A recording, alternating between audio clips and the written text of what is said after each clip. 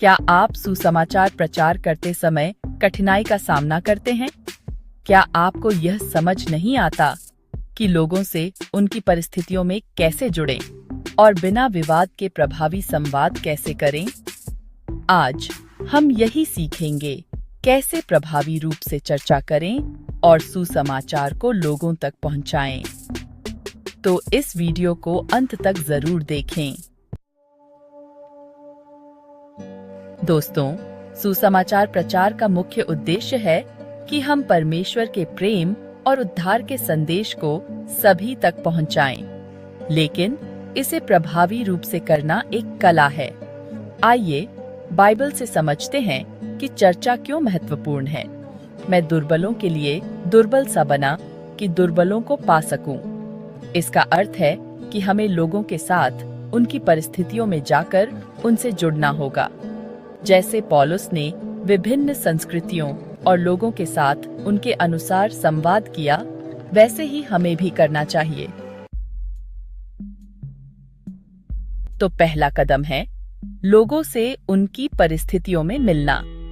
इसका मतलब है कि आप लोगों की संस्कृति, पृष्ठभूमि और उनके संघर्षों को समझें। उदाहरण, अगर कोई व्यक्ति अज्ञेयवादी है तो उसे सीधे यीशु के बलिदान की बात न करें।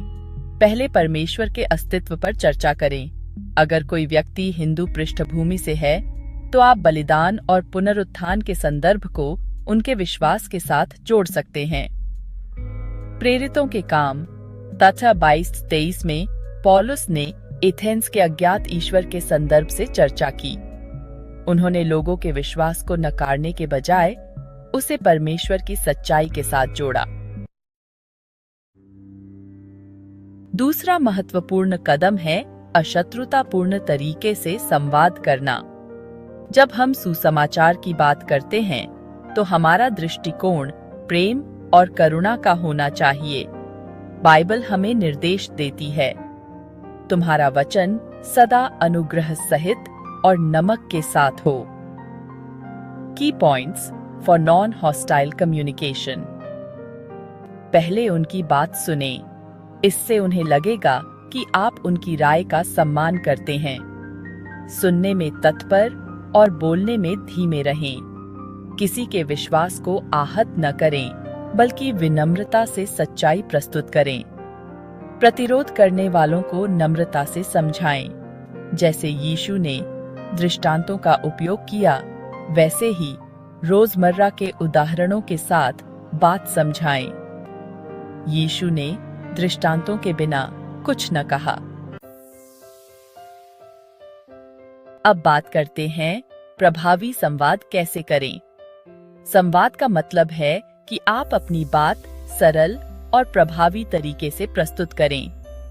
प्रभावी संवाद के लिए कुछ व्यावहारिक सुझाव हैं। पहला, सवाल पूछें। बातचीत को शुरू करने के लिए सवाल पूछें, जैसे आपके विचार में सृष्टि का उद्देश्य क्या है? या आपको क्या लगता है कि मृत्यु के बाद क्या होता है? दूसरा, सरल भाषा का उपयोग करें। बाइबल के गहरे सिद्धांतों को सरल भाषा में समझाएं। जैसे सृष्टि के उदाहरण से परमेश्वर का अस्तित्व समझाएं। तीसरा, उनकी समस्याओं को पहचानें। उनकी व्यक्तिगत चुनौतियों को समझें और यह दिखाएं कि यीशु उनकी मदद कर सकते हैं। जैसे मत्ती 11:28 में लिखा है, हे सब परिश्रम करने वालों और भारी बोझ से दबे हुए लोगों, मेरे पास आओ। साथी सेगमेंट 5, चर्चा में क्या न करें। सफल चर्चा के लिए कुछ बातें हैं जो हमें नहीं करनी चाहिए। पहली बात, व्यक्तिगत हमले न करें। किसी की आस्था या विश्वास पर सीधा हमला न करें। दूसरी बात, बहस से बचें।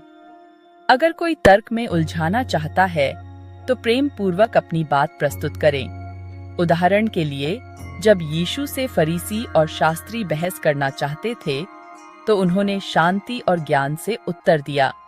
मत्ती 22:21 में लिखा है, कैसर की वस्तुएं कैसर को और परमेश्वर की वस्तुएं परमेश्वर को दो।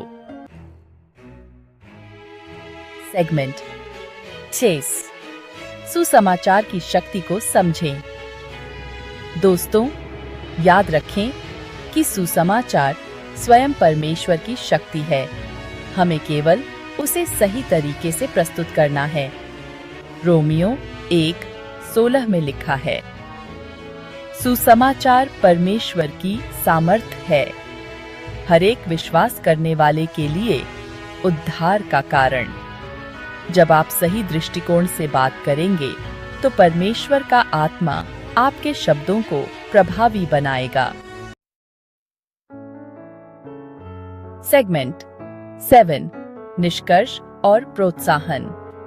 तो दोस्तों, आज हमने सीखा कि कैसे लोगों से उनकी परिस्थितियों में मिलें, अशत्रुतापूर्ण तरीके से संवाद करें और प्रभावी रूप से सुसमाचार को प्रस्तुत करें। कुछ मुख्य बातें हैं जिन्हें हमें याद रखना चाहिए।